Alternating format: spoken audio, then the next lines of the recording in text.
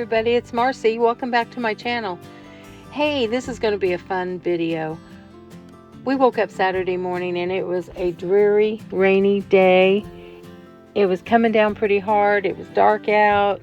The wind was blowing things over on my patio. But we had breakfast, and as I was looking out the window, I thought, you know what? I don't have a thing to do today. I don't have any place to go for once. And it was a cool day inside the house because we had the air conditioner on. And I got to thinking about some projects I wanted to start for winter. And I've been quilting since I was about 18 years old, big quilts. But I also, for several years, have made small quilts for antique doll beds. I've sold a lot of them in my shop, and I keep some of them. I don't have room for any more, but I found a doll bed the other day, and I have to make another one. So I like to use older fabric, some used fabric from the thrift store that's a little bit worn but not worn out. I like for my quilts to look antique. I like for them to look primitive. And this fabric is from some blouses and shirts that have been gently used. And sometimes I stain the fabric when I'm done so that they look really primitive if I want them to look primitive. Like this one coming up, it's a postage stamp quilt that I made several years ago, and I accidentally dropped some stain on it. It was laying in the way of my stain, and it tipped over, and I just left the stain spots on it, and it really does look primitive. It looks like it's 100 years old. And I made the mattress and the sheets and the pillows and the pillowcases, and I just love it. So this is just a little postage stamp size quilt, but the one that I'm going to make for this next doll bed is going to be, it's called the Irish chain, and it's squares kind of set on the diagonal. And this is the little bed that I have. I found it out in my store. I kind of forgot I had it. It's kind of a grayish black, kind of primitive looking, and I knew I wanted fall colors for the quilt. So I'm at the thrift store, and I found three big and tall men's shirts, which gives you a lot of extra fabric. And then I found a pair of 100% cotton pants. I always try to buy 100% cotton things because they sew up so much better. And they were gently used. They'd been washed a few times, but they weren't worn out. And they were exactly the colors I wanted. And by the time I deconstructed the shirts and got all the fabric squared out, I think I had about 4 or 5 yards of fabric altogether. And believe it or not, they were half off, so they were $2 originally. So they were $1. So for $4, I got all this fabric. And you can't buy 1 yard of fabric for $4. It's getting ridiculous what fabric costs. Plus, I don't want fabric that looks like everyone else's. And I save all my buttons, of course. And I'm going to start working on it right away. I've been cutting some of the squares, and I'll be showing you guys what it looks like. But I keep buying thrifted fabric because I don't want to buy the fabric in the stores. I don't like it. And I put it in baskets. I usually have about 4 baskets going at a time. And if I get 4 baskets full, I stop buying. Unless it's some kind of fabulous fabric, I stop because I don't want to be a hoarder. But this is one of the fabrics that I had to buy. It's a Christopher & Banks jacket. It's a real light corduroy. And when I saw this little jacket, all I could think of was a salt glazed pottery piece. I have a few pieces like that. So I bought it, deconstructed it, and I made hearts. I made some ornaments. I made a glasses case. I made the little pillow that's this little bear sitting on my mom's antique high chair from when she was a little girl. And I'll make some more stuff with it. I've still got a lot of the fabric left. But guys, look at this fabric I found at the thrift store this week. It's my orange roses. I couldn't believe it. I got tons of this fabric for $15. It's 4 curtain panels that are 84 inches in length, 2 valances that are like 4 feet wide. They're handmade, lined. Someone did a fabulous job making these drapes. And I washed it all up and dried it and ironed it, and I probably have 8 or 10 yards of fabric. It's unbelievable. And this is expensive fabric. It's not the cheap stuff. So I'm thinking my French country bedroom. I'm thinking my dining room and kitchen that this color would go great in. And that was my dilemma. Which one do I use? Well, I ended up putting one of the valances at my kitchen window, and I just absolutely love it. This is it. It could go for spring, summer, fall. It's just perfect. Goes with my house so well.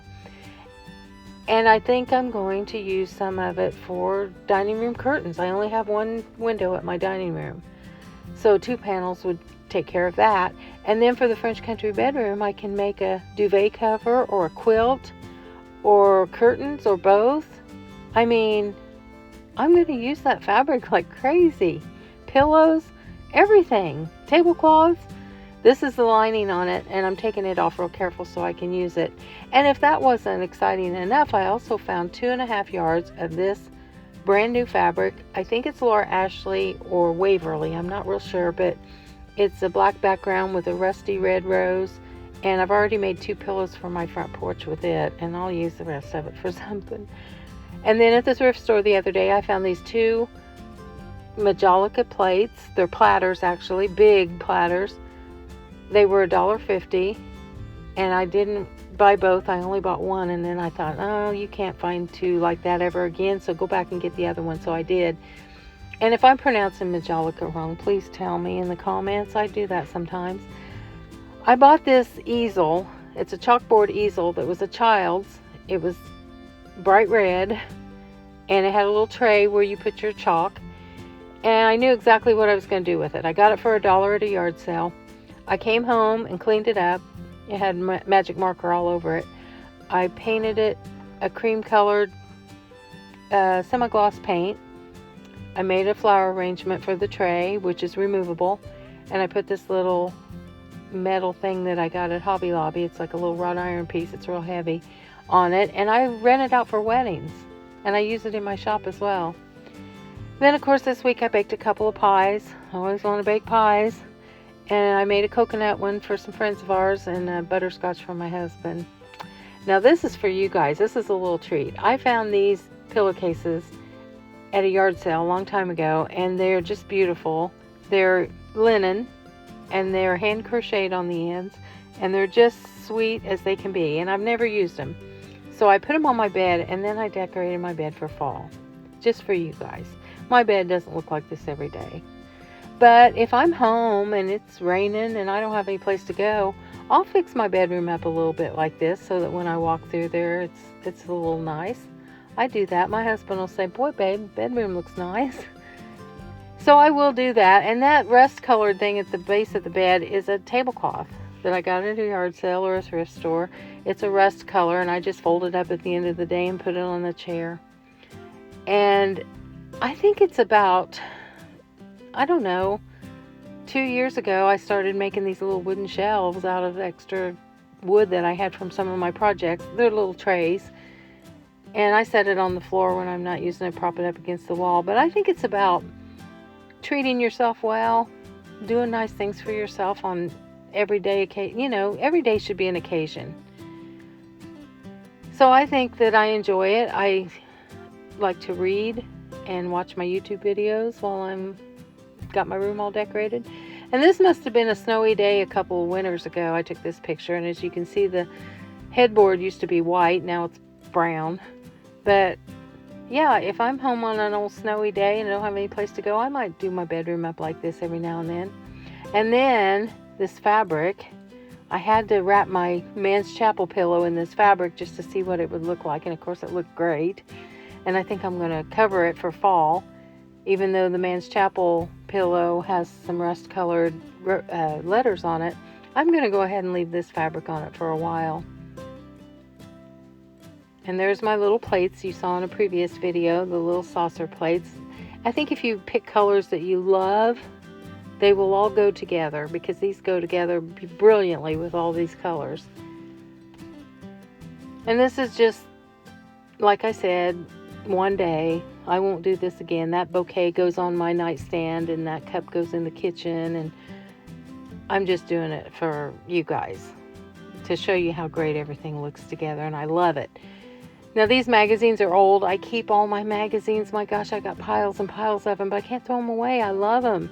And Victoria is my favorite. I think I've been with Victoria magazine since their very first issue. I'm almost positive, and I keep them all.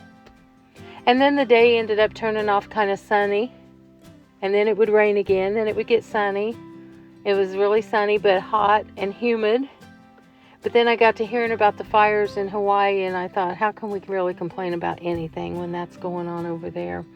So if you guys enjoyed this video, I hope you'll like and subscribe and make some comments. Tell me in the comments what you like about my videos and what you don't like. I want to hear it all.